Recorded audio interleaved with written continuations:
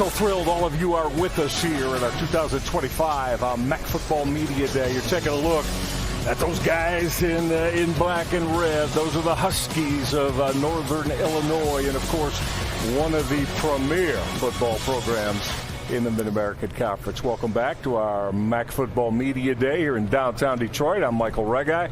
My partner is Dustin Fox. What do you say we get heavily familiar with and involved with a young man who needs no introduction? No doubt.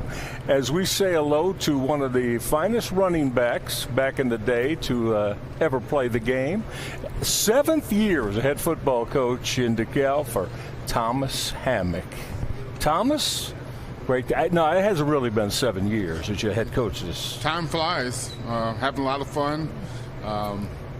Being around NIU a second time, and we got tremendous kids in our program, and I can't wait to get this season started. You guys, we talk about this, Michael and I do all the time. NIU has just had this rich tradition of winning, and it really hasn't mattered like who the coach has been. I mean, there is a great culture at NIU. What is it about DeKalb, Illinois, that has this program doing things the hard way? Well, there's definitely a philosophy that we believe in. And for me, having played there and understand how it was built, I can certainly carry that philosophy on of the hard way and what it takes. We kind of a blue-collar mentality, and I think that goes against the grain of modern college athletics. And we bind on that, and I think we got the right type of kids in the program that buy into it. We have a tremendous culture. We have tremendous players in our program that do the right things on and off the field, and I couldn't be more proud of them. Yeah, Thomas, you discussed that culture, and again, the thing that I love about what you've done, you finished season strong. You won 2 bowl games in a row right now. How big is that for you in terms of when you feel the buy-in, the excitement level that your players feel when they're able to put on a uniform and be a Northern Illinois Husky because you're successful and you're ultra successful now? No, I mean it's everything. We talk about being a team that can finish strong in November and December, and we pride ourselves on that, and our kids pride themselves on that, and that's how we play the game. We always play stronger in the fourth quarter of games as well, and so to have the opportunity to extend seasons and play for championships and win bowl games, things that our program has been built upon, gives me a tremendous amount of pride that we're doing things the right way on and off the field. All right, so let's get into this upcoming season. There have been some changes in DeKalb. New OC, new DC. One of my former teammates, Rob Harley's your new defensive coordinator. What do we expect to see with this new look Huskies? I think you expect to see a team that's going to compete to come back here in December. That's what we expect. We work too hard. We put too much into it to not have those type of expectations. We have the kids in the program. I think in this day and age, we want guys that are competitive, that's hungry, that want to compete, and we certainly have that. And we built our roster inside out. We have the guys on the O-line and D-line that give us a chance to be able to retool and restock. And then we've added some really, really good skill players as well. Yeah, and when we're taking a look here when we discuss some of those veterans, I think let's go right back to your bowl win, Thomas, over Fresno State. The ability of Josh Holst to lead your football team as the year moved on. You say November and December and getting those kind of opportunities to play for and win bowl games. How big is that for him as your quarterback and the leadership that goes along with it? Josh is certainly a young man that has developed in our program. And I think the thing that, people need to realize is he's played a lot of football for us in a short amount of time. He's only a redshirt sophomore. And the thing about college football that's so interesting is, right now he's getting overlooked. He goes out there, he plays well, then all of a sudden he's going to get a lot more attention from other schools at the end of the season. We like his development. We like his leadership. We like what he brings to the table as a dual threat quarterback, something we haven't had in a while. He adds a new dimension to our offense and something that we are definitely going to use. We have, 3 quarterbacks quarterbacks in our system now that can run the ball as well, and I think that's going to make our running game that much better. Do we expect to see the offense look a lot different than it has in the past? I mean, typically you think about NIU football, it is pro set, power football when it comes to running the ball, ball control offense, things like that. You know, Quinn comes in here. We know his pedigree and what he has run in the past. Do you expect it to look a little different? You know, we're certainly going to throw the ball a lot more. Mm-hmm. That is coming from me, a guy that believes in the run game. But also, I think we have to have the ability to score more points.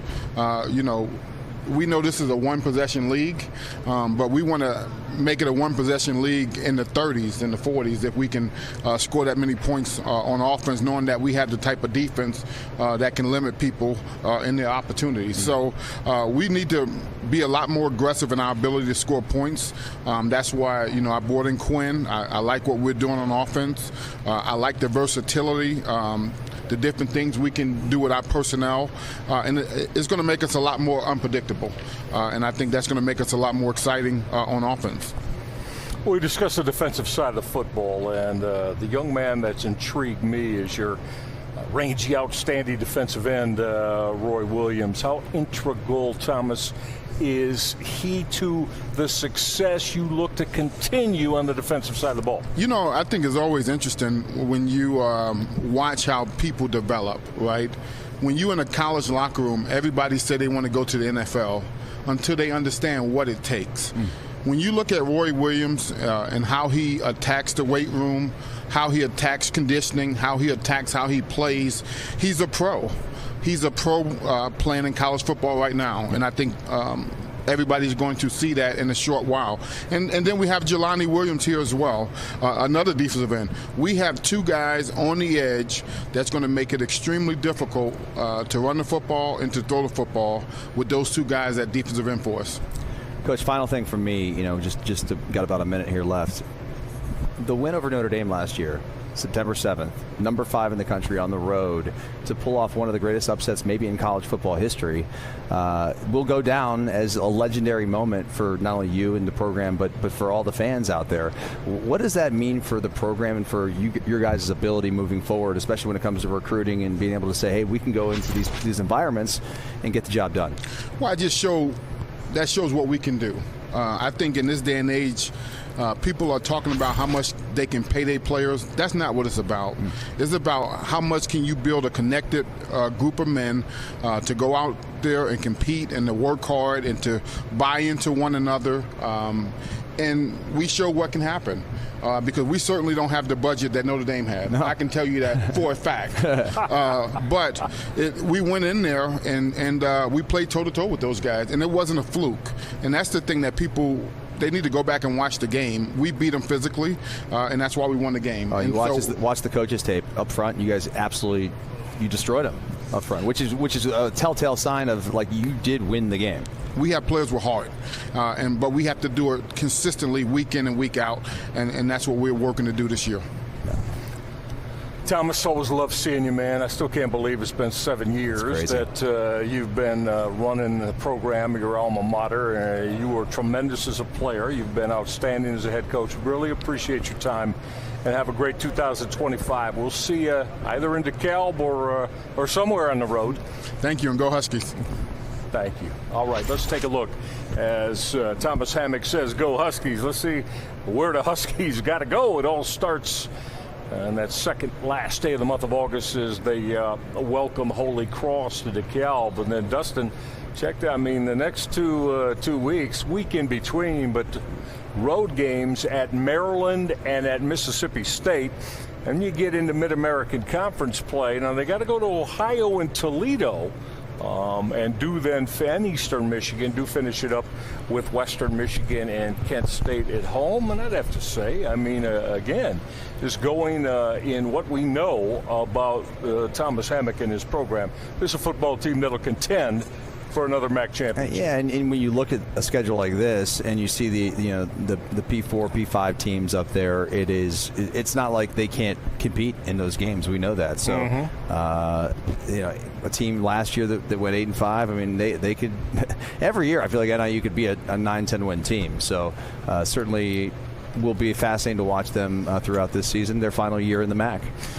Absolutely, and we know that Thomas Hammock, one of the top running backs in MAC history, he loves to run the football, and that means you better have an offensive line that can road grade, bring those running backs opportunities. We say hi to one of the top offensive linemen in the Mid-American Conference, Evan Malcore. Welcome. Good to see you. Good to be here. Thank you. Yeah. So, I mean, you just heard your head coach, Thomas Hammock. I mean, as an offensive lineman, you started playing the O-line when you were a young man. Well, playing Pop Warner football before you even got to high school. What's that mean to you, Evan, to know that this is a staple and a large part of the pedigree? We got to run the football here, and that means you and your O-line mates have to be at your very best every time you go on the football field. Yeah, I think as an offensive lineman, we take a lot of pride running the football, and it's pressure we like. So we're going into this season happy to run the football. So new offensive coordinator comes in, Quinn Sanders, and we were just talking about it with Coach, like the offense could look a little bit more spread out, throw the football a little bit more. How much does that change for you guys up front, specifically in terms of learning a new system, not just with terminology, but a system that requires you to use a different skill set at times?